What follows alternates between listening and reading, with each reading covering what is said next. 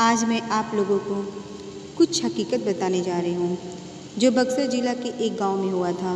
वहाँ पर एक परिवार था जिसमें रौनक नाम का एक लड़का अपनी माँ बाप और भाई बहन के साथ रहता था।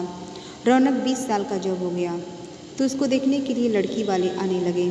कुछ दिन बीत गया, तभी रौनक को एक लड़की की फ़ोटो अच्छी लगी। उसने अपनी माँ को बोला, माँ मैं इसी से शादी करूँगा। और बोलता भी क्यों नहीं, हर लड़की की ख्वाहिश होती है कि उसकी औरत सुंदर और संस्कारी हो ताकि किसी के सामने ले जाने से उसका मान भी बढ़े। उसकी माँ ने भी बोला, ठीक है बेटा, तुम्हारी शादी मैं इसी से करवाऊँगी। और लड़की के पिता को हाँ बोल दिया।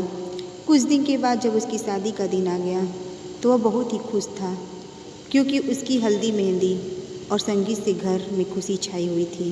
सारे मेहमान से उसका घर भर गया। वह मन ही मन सोच रहा था कि मैं अपनी औरत को बाहर घुमाने ले जाऊंगा और दोस्तों के साथ खूब बातें भी करूंगा कि देखो मेरी औरत लाखों में एक है।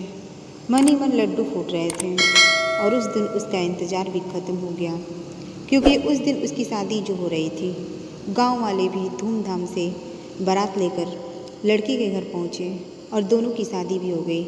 जब सुबह विदाई हुई तो उस समय लड़की की डोली में अकेले ससुराल लाया जाता है। चार कहार डोली को उठाते उठाते थक गए थे। वह बेचारे सोचे कि कहीं पेड़ दिखा तो डोली को उसके नीचे रख देंगे तो थोड़ी देर आराम करके फिर आगे बढ़ेंगे। और आम का पेड़ तभी दिख गया। वह लोग डोली को रखकर पानी पीने लगे और बोले कि बहू, अगर आपको भी प्यास लगी हो तो पानी पी लो। बहू ने कुछ नहीं बोला और चारों की थोड़ी सी आंख लग गई। तभी उस पेड़ की चुड़ैल नीचे उतरी, दुल्हन को मारकर उसके अंदर आ गई और डोली में बैठ गई क्योंकि दोपहर का समय था।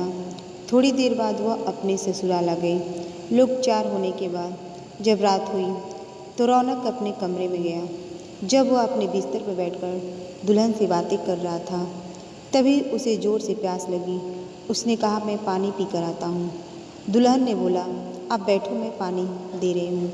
इतना कहकर उसने अपना हाथ लंबा करके कुएं से पानी निकालकर उसको दे दिया।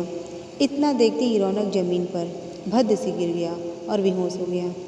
थोड़ी देर बाद जब उसे होश आया तो उसने अपने सामने घूंघट में छिपी चुड़ैल को देख लिया और भगाने की कोशिश करने लगा। तभी उस चुड़ैल ने बोला, आप भागो मत, मैं आपको मारूंगी नहीं और अब मैं आपके साथ ही रहूँगी, नहीं तो आप जीवित नहीं रहोगे क्योंकि आपने हमारा चेहरा देख लिया है, लेकिन यह गांव हमारी निगरानी में हमेशा रहेगा क्योंकि यहाँ मेरा ससुराल है।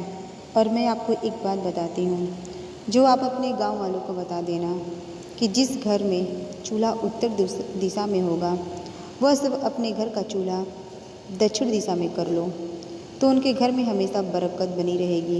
इतना कहकर वह गायब हो गई।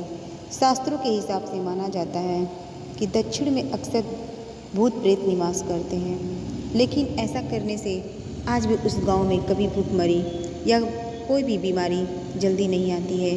वहाँ सब हंसी खुशी रहते हैं।